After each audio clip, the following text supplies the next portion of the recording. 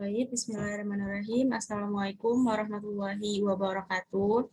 Perkenalkan, nama saya Eva Aurelia Fatimah, kelas 2C dengan NIM 200715136. Di sini saya akan mempresentasikan sebuah materi yang berjudul Tujuan Pendidikan Islam. Langsung saja. Tugas-tugas pendidik dalam pendidikan Islam dirumuskan dengan penggunaan beberapa istilah. 1. Mu'alim, yakni orang yang menguasai ilmu dan mampu mengembangkannya serta menjalankan fungsinya dalam kehidupan, menjelaskan dimensi teoritis dan praktisnya, sekaligus melakukan transfer ilmu pengetahuan, internalisasi, serta implementasi amaliyah. Ini mengandung makna bahwa seseorang pendidik dituntut untuk mampu menjelaskan hakikat ilmu pengetahuan yang diajarkannya, serta menjelaskan dimensi teoritis dan praktisnya, dan berusaha membangkitkan peserta didik untuk mengamalkannya. 2. Murabbi. Kata murabbi berasal dari kata dasar Rob. Tuhan adalah sebagai Rob al-Amin dan Rob al-Annas, yakni yang menciptakan, mengatur, dan memelihara alam seisinya termasuk manusia. Dilihat dari pengertian ini, maka tugas pendidik adalah mendidik dan menyiapkan peserta didik agar mampu berkreasi sekaligus mengatur dan memelihara hasil kreasinya untuk tidak menimbulkan malapetaka bagi dirinya, masyarakat, dan alam sekitar. Yang ketiga ada mu'addib. Istilah mu'addib dijumpai dalam hadis Nabi Muhammad SAW yang artinya, Tuhanku telah mendidikku memperbaiki akhlakku, maka perbaguslah didikan akhlakku ini. Berdasarkan hadis tersebut, mu'adib diartikan sebagai orang yang memiliki akhlak dan sopan santun, seorang yang terdidik dan berbudaya, sehingga ia memiliki hak moral dan daya dorong untuk memperbaiki masyarakat. Seorang mu'adib adalah seorang yang memiliki kedisiplinan kerja yang dilandasi dengan etika, moral, dan sikap yang santun, serta mampu menanamkannya kepada peserta didik melalui contoh untuk ditiru oleh peserta didik. Selanjutnya, pengertian pendidikan Islam.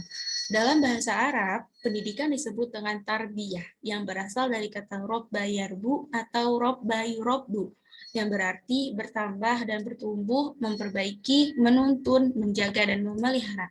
Menurut Abdurrahman Albani, dari kata-kata tersebut disimpulkan bahwa pendidikan itu memiliki 4 unsur. Yang pertama, menjaga dan memelihara fitrah anak menjelang balik. Yang kedua, mengembangkan seluruh potensi dan kesiapan yang bermacam. Yang ketiga, mengarahkan seluruh fitrah dan potensi ini menuju kepada kebaikan dan kesempurnaan yang layak baginya. Yang keempat, proses ini dilakukan secara bertahap. Selanjutnya, dasar tujuan pendidikan Islam. Dasar tujuan pendidikan Islam yang dimaksud di sini adalah semua acuan atau rujukan yang darinya akan memancarkan ilmu, pengetahuan, dan tentunya telah diyakini kebenaran dan keabsahannya. Di antara dasar-dasar tujuan pendidikan Islam adalah yang pertama ada Al-Quran, yang kedua ada As-Sunnah, yang ketiga ada ijtihad. Tahapan tujuan pendidikan Islam.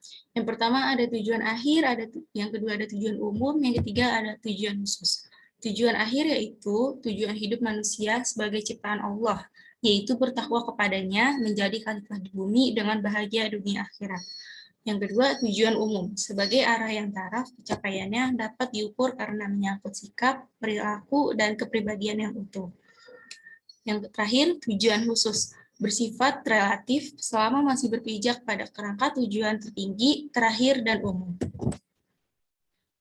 Tujuan pendidikan Islam menurut Omar Muhammad At-Taumi Asy-Syaibani, tujuan pendidikan Islam memiliki 4 ciri pokok, yaitu yang pertama, sifat yang bercorak agama dan akhlak, sifat kemenyeluruhan yang mencakup segala aspek pribadi pelajar, subjek didik, dan semua aspek perkembangan dalam masyarakat.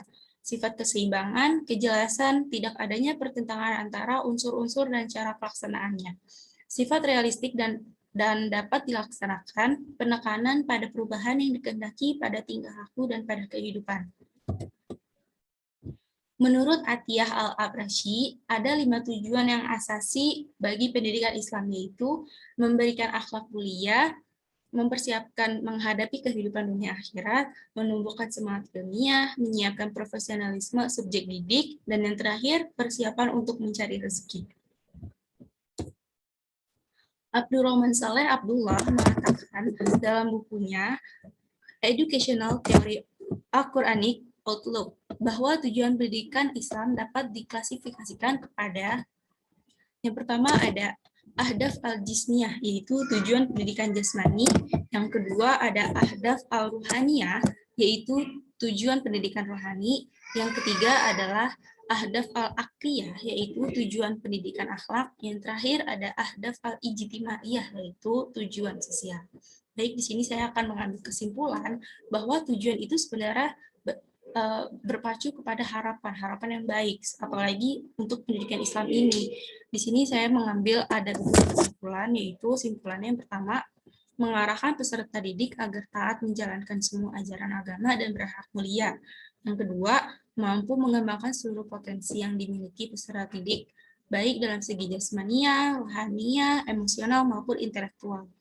Yang terakhir, bertanggung jawab terhadap individu maupun sosial, serta mampu berperan secara maksimal untuk selalu beribadah kepada Allah Subhanahu wa Ta'ala, sebagaimana hamba dan khalifah Allah mempunyai keimanan dan ketakwaan yang kuat. Mungkin sekian dari saya. Apabila ada kata-kata yang salah atau kekurangan, mohon dimaafkan. Wabillahi taufiq wal hidayah. Wassalamualaikum warahmatullahi wabarakatuh.